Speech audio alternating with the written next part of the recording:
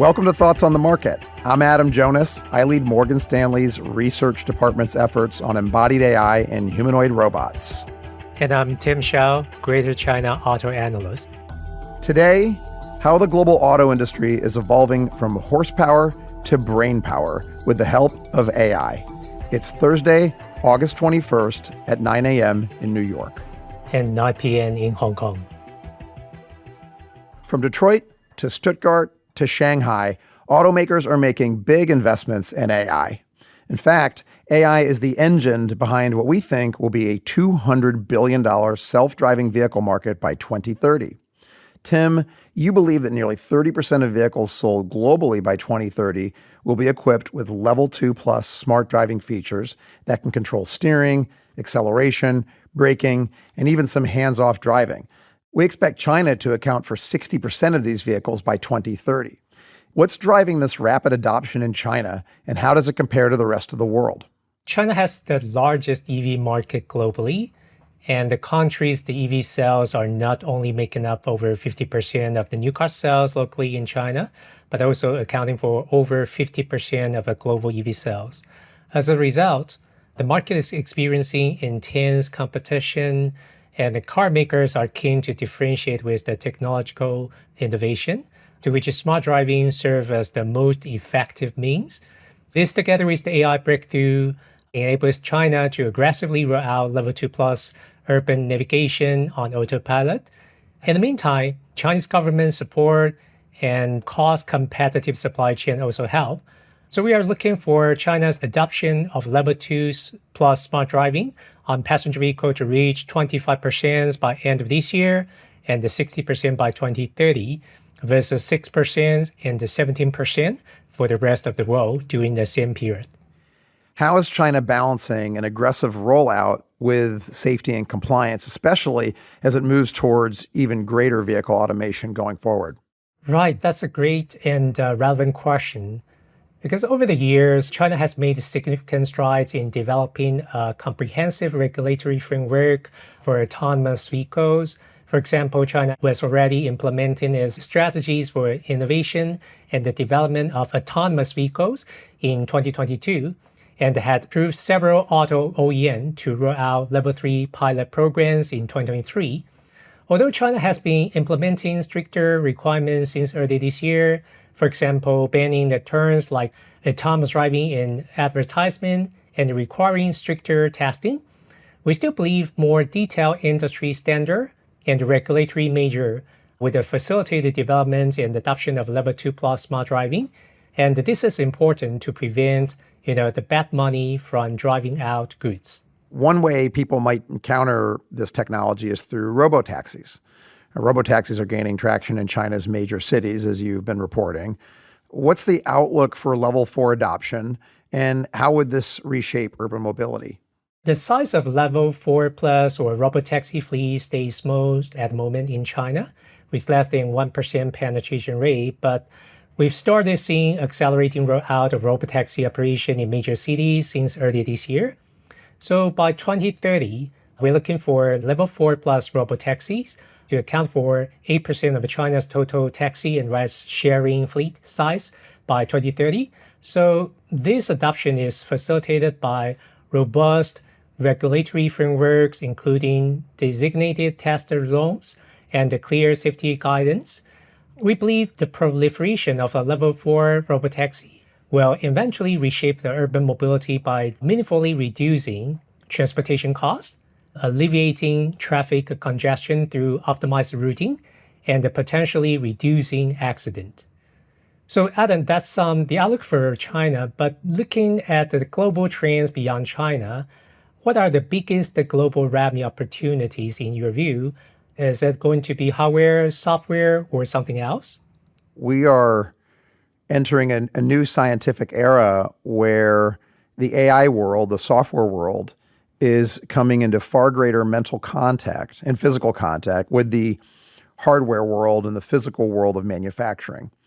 And it's being driven by corporate rivalry amongst not just the TerraCap, super large cap companies, but also between public and private companies in competition. And then it's being also fueled by geopolitical rivalry and social issues as well on a global scale. So we're actually creating an entirely new species, this robotic species that, yes, is expressed in many ways on our roads in China and globally, but it's just the beginning. In terms of whether it's hardware, software, or something else, it's all the above.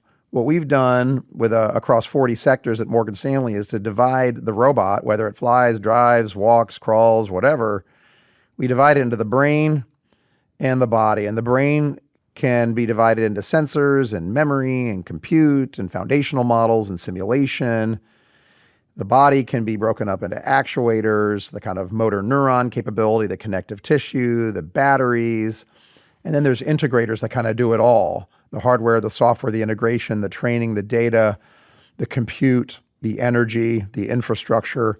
And so what's so exciting about this opportunity for our clients is there's no one way to do it. There's no one region to do it. So stick with us, folks. There's a lot of not just revenue opportunities, but alpha generating opportunities as well. We're seeing OEMs pivot from cars to humanoids and the electric vertical takeoff and the landing vehicles or eVTOLs. Our listeners may have seen videos of these vehicles, which are like helicopters and are designed for urban air mobility. How realistic is this transition, and what's the timeline for commercialization in your view? Anything that can be electrified will be electrified. Anything that can be automated will be automated.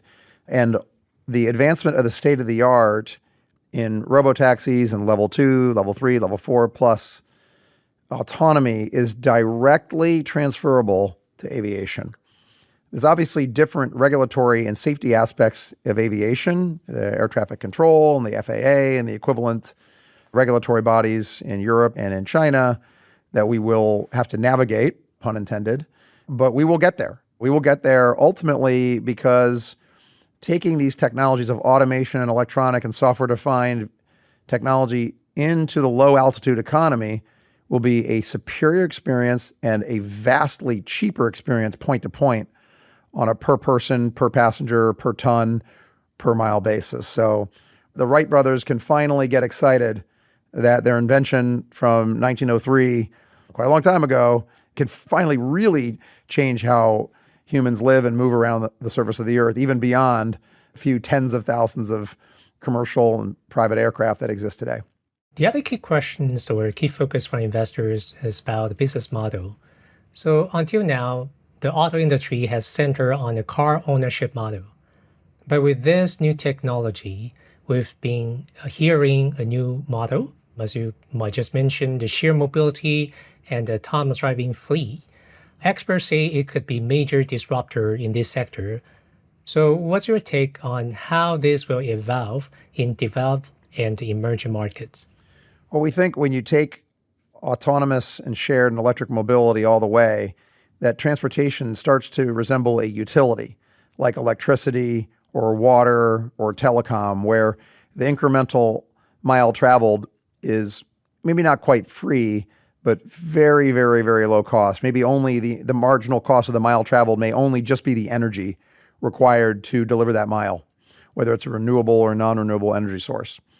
And our relationship with the car will change a lot. Individual vehicle ownership may go the way of horse ownership. There will be some, but it'll be seen as a nostalgic privilege, if you will, to own your own car. Others would say, I don't want to own my own car. This is crazy. Why would anyone want to do that? So it's going to really transform the business model.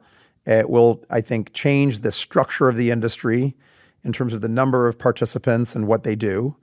Not everybody will win. Some of the existing players can win, but they might have to make some uncomfortable trade-offs for survival.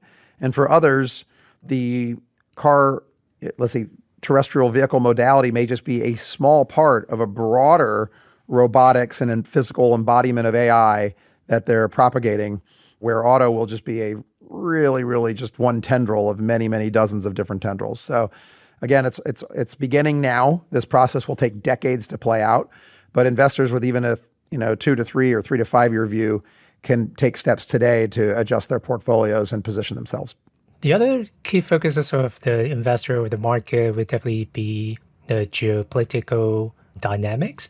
So Morgan Stanley expects to see a lot of what you call co-opetition between global OEMs and the Chinese suppliers. What do you mean by co-opetition, and how do you see this dynamic playing out, especially in terms of the tech deflation? In order to reduce the United States' dependency on China, we need to work with China. So there's the irony here.